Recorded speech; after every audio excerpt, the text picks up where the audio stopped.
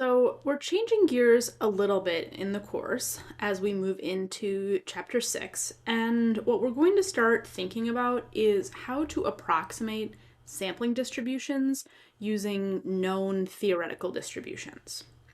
So far, we have only talked about how to make a confidence interval using a simulation method called the bootstrap.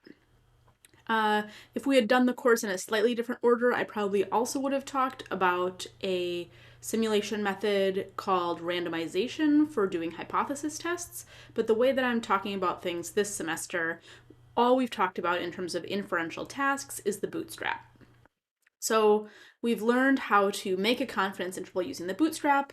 That's a really powerful method. It works for just about any parameter, but of course you need a computer to do it.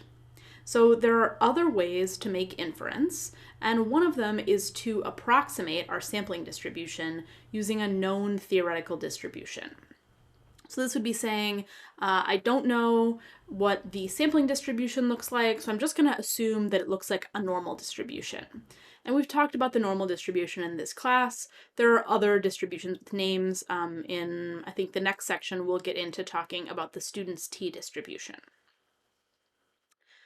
So our generic method for a confidence interval is we take our point estimate. So that's our best estimate for the population parameter. So this could be a p hat if it's one proportion. It could be an x bar if it's one mean. p1 hat minus p2 hat. X bar 1 minus x bar 2. Those are all point estimates. Maybe I'll scoot them a little bit away. So these are potential point estimates. And then you plus or minus some critical value times the standard error. So far, the critical value that we've been using is 2, but we're going to need to be more specific about the critical value now. And it's going to vary based on the scenario. It's going to depend on the theoretical distribution that we're using and also the alpha level, basically our confidence level. And when we've been doing the bootstrap, we've been finding the standard error by just looking at the standard deviation of the sampling distribution. But if we're going to assume that the sampling distribution looks like a theoretical distribution, we need to know the standard error. And there are formulas that help you approximate the standard error. And again, the formula is going to be different for every type of parameter that we study. It's going to be a different standard error formula for p hat, for x bar, p1 hat minus p2 hat, etc. And I've made a cheat sheet that shows you all the formulas that we're going to use in this class. I've posted it on Canvas. I'm just going to show it to you right now, although it's going to look really overwhelming right now because we're just at the beginning of talking about a lot of these different methods. But as we work through the rest of the semester, the formulas are going to become pretty familiar to you.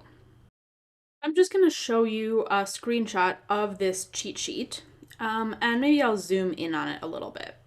So it says we're always trying to make inference about a population parameter just using information from a sample statistic. And we have 3 different ways that we could make inference. Method 1 is we could use an exact method. And I say that this has low emphasis in this course. This has had no emphasis in this course. Then there are simulation methods. The bootstrap and randomization. So far we've only talked about the bootstrap. And then there are distributional approximations. So that's what we're moving into talking more about now, is distributional approximations. But you can always solve any problem that we're going to talk about either using a simulation method, a method 2, or a distributional approximation, a method 3. And I've got my general idea for a confidence interval here, the statistic, plus or minus something that depends on the distribution and the alpha level, times the standard error, which is the statistic plus or minus the margin of error. And then for every type of parameter and statistic, I have how to make a confidence interval. So if you have a single proportion that your parameter is p, your statistic is p hat, and here's how you do a confidence interval. And it's going to go all the way down the cheat sheet. Again, I'll bring this up when we're talking about particular sections, but just know that this is a resource for you.